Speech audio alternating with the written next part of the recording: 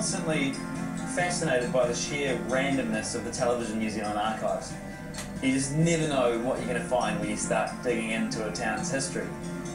But when I found this clip of Trevor Logerson and his homemade gyrocopter, it blew my mind. Everything's set and the revolving blades are started by hand. They can be tilted during flight to adjust the climbing rate.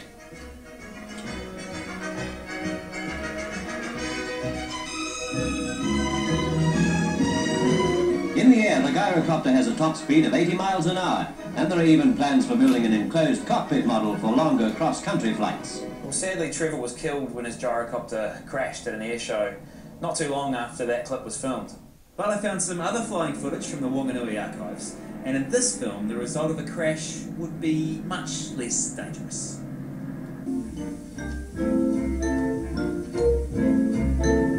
For some 700 men throughout the country, the skill that's needed to fly the more sophisticated model planes comes close to handling the real things.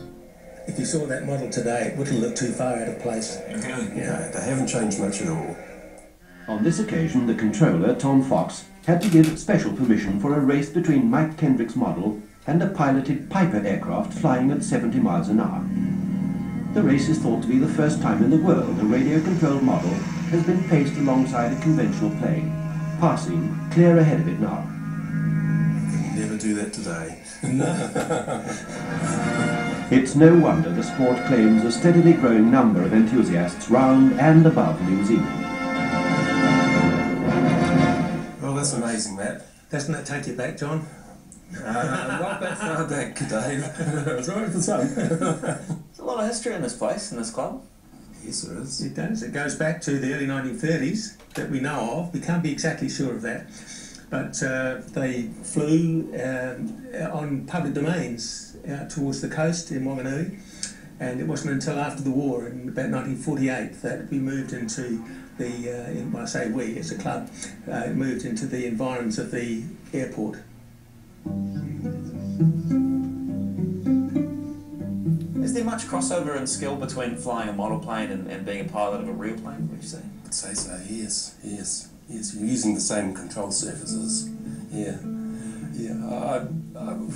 I think that if I had to take over a real plane and I was in the pilot seat, I'd have a fairly good go at putting it down, but I'd be extremely lucky. But I think you could do it.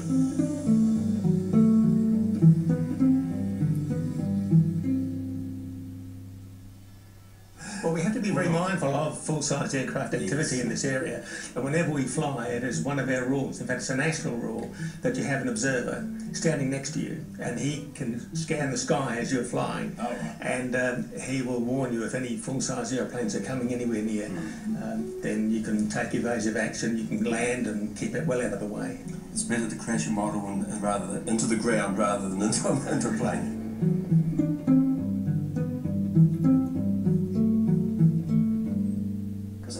Like an expensive sport to get into, is it? There's models now called ARF models, which are almost ready to fly, and they come packaged in a box, already covered. It's a very good entry level, if you like, for a beginner to go and buy a ready-to-fly model. Yes. But at the same time, they're missing out on the joy of building something from scratch with your own two hands. I'm a purist, so I say that quite unashamedly. But at the same time, when I've finished a model and I see it fly and I say, well, I've made that, it does give you a great deal of satisfaction. So what happens here is I'll have control of it, and then when I pull that button back, you'll have control of it. So then if we get into trouble, or you get into trouble, I'll just let the button go and I'll have control. So the chances of me getting into trouble here in first time, that's pretty high. That's exactly.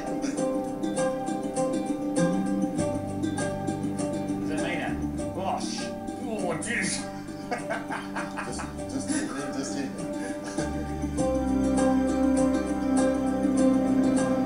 Okay. And back to neutral. Oh yeah, no, I'm feeling it. I think something just clicked then, Tony, on that little run. Watching on was Tom Williams, who used to be a member of the club. He invites me to come to a shed to talk about the old days. Hey. Well, that thing's good. Excellent. There was just such a diversity of talent in the old days, because people did things with their hands there. There were no ready-to-fly models made of plastic or foam or whatever.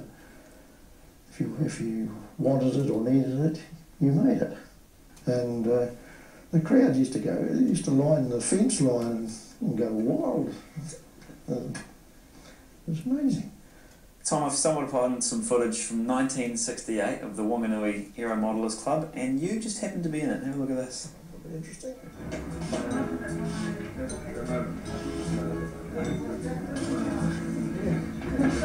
Tom and Jocelyn Williams are another husband and wife team.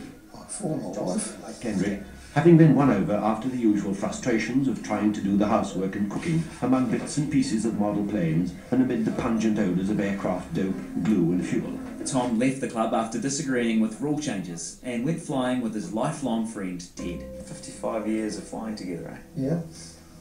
It's a good night. It was good, yeah. And we never argued. We never argued. No. No, it was sad when he died. Over the years I've made scores of model aircraft. You're an artist, Tom. Not really. Wow. These things are beautiful. It's no more than anybody else can make. If they just sit down for a while and do it. It's, you need a sharp knife and plenty of sandpaper. Would your wife call it a hobby or an obsession, do you reckon, Tom? She tries to ignore the whole thing.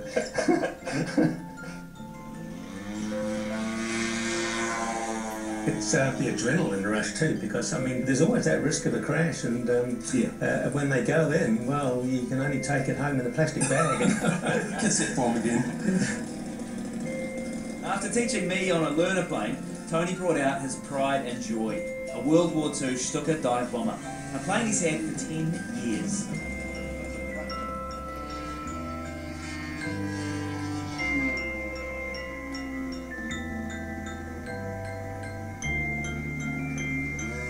Oh, you stupid bastard.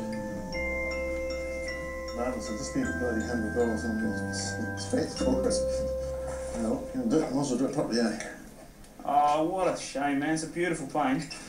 Rebuild? No.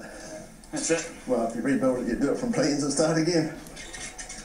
Yeah. Well, all Tony can do is get back on the transmitter with another plane and enjoy a beautiful sunny day in Wanganui. Freedom, eh? Freedom of the skies.